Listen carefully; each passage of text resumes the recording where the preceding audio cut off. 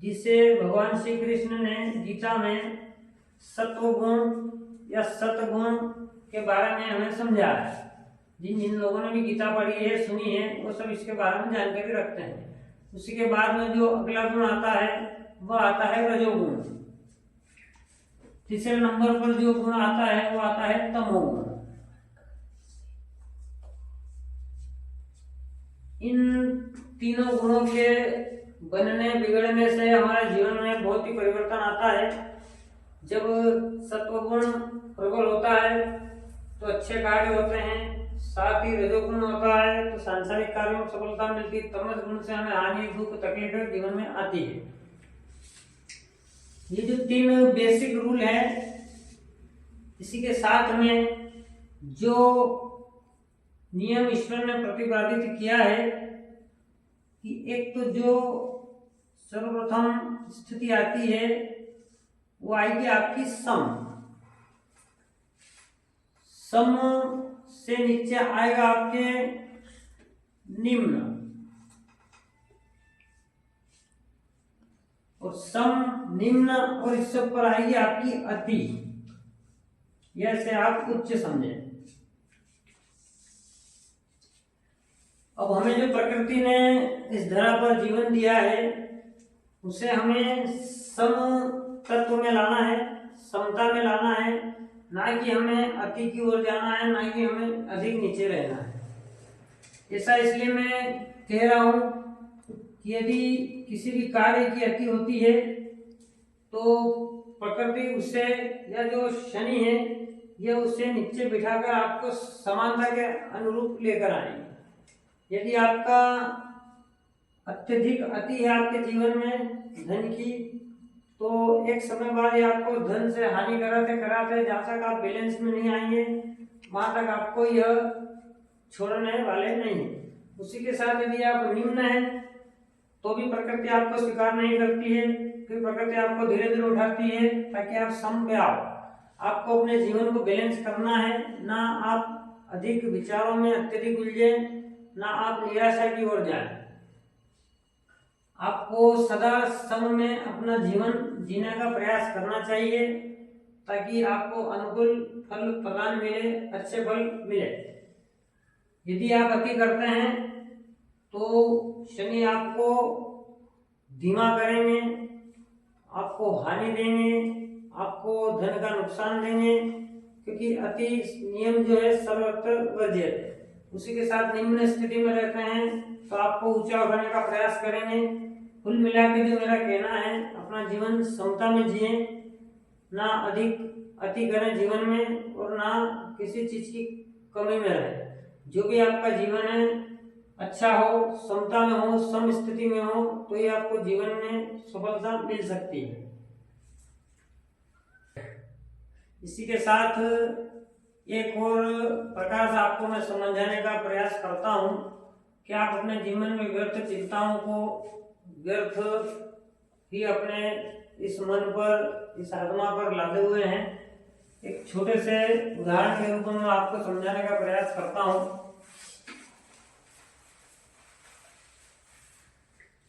कि ईश्वर ने जब हमें पैदा किया है, जब हमें जन्मा है, उस समय हमें जो दांत नहीं दिए तो उसने हमारे लिए दूध की व्यवस्था करी है।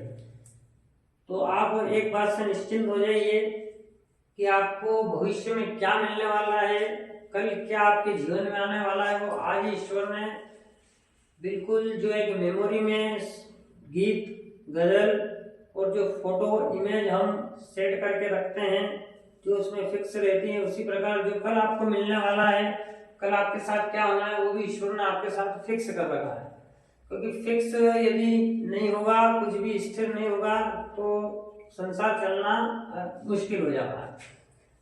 इससे आप समझने का एक छोटा सा प्रयास करें। जितने सरल शब्दों में समझाने का आपको प्रयास कर रहा हूं कि वर्तमान में आप खुश रहें। सबसे पहले शब्द में यहां लिख रहा हूं प्रारब्ध। प्रारब्ध से अर्थ यह है कि जो आपके पूर्व जन्म के संचित कर्म होते हैं, संचित कर्मों के अनुरूप जो आपको इस जन्म में, आपके जन्म के साथ में जो मिलता है, जो भाग्य का फल आता है, जो भी हमें मिलना होता है, उसे हम प्रारब्ध कहते हैं।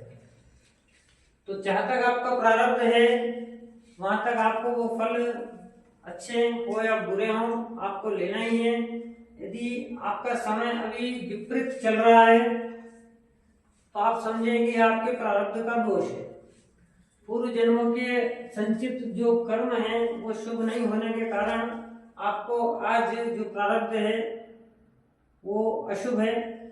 तो यदि आपको अपना प्रारब्ध बदलना है तो सर्वप्रथम आपको आज से, वर्तमान से अच्छे कर्मों की ओर आपको प्रेरणा लेना है, अच्छे कर्मों की ओर आपको जाना है।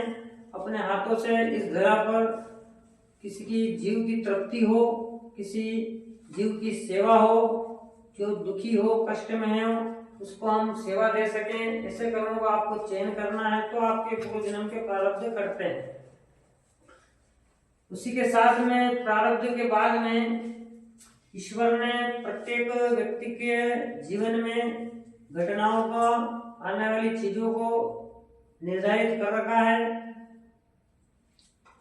संचित कर्म प्लस प्रारब्ध, उसी के साथ में यह आता है आपका फल।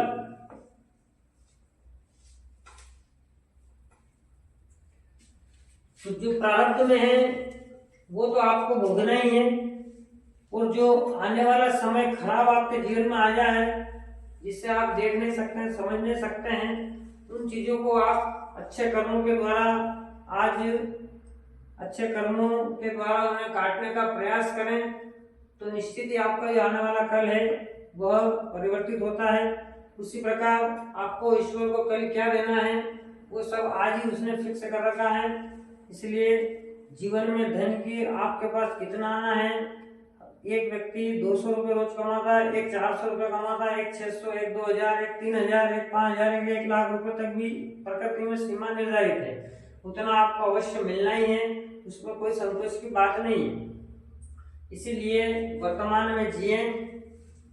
आज यदि आप खुश हैं तो कल भी आपका जो भविष्य आने वाला खुशी होगा, अच्छा ही होगा।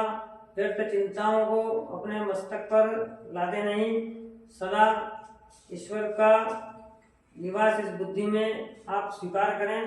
ईश्वर को आगे चलकर, आगे रहकर अपने कर्मों को गति दें ताकि जीवन में आपको सब कुछ अच्छा मिले। उसी के साथ ही जो शनि ग्रह का हमारा एपिसोड है इसे मैं यही समाप्त करता हूँ। आगे के वीडियो में आपसे पुनः मुलाकात होगी, इसीलिए चैनल को आप सब्सक्राइब करें। आपको जानकारी अच्छी लगे तो आप अपने आस पड़ोस वाले रिश्तेदारों तक, परिवार वालों तक इसकी सूचना दें। चैनल को लाइक करें, शेयर करें। धन्यवाद।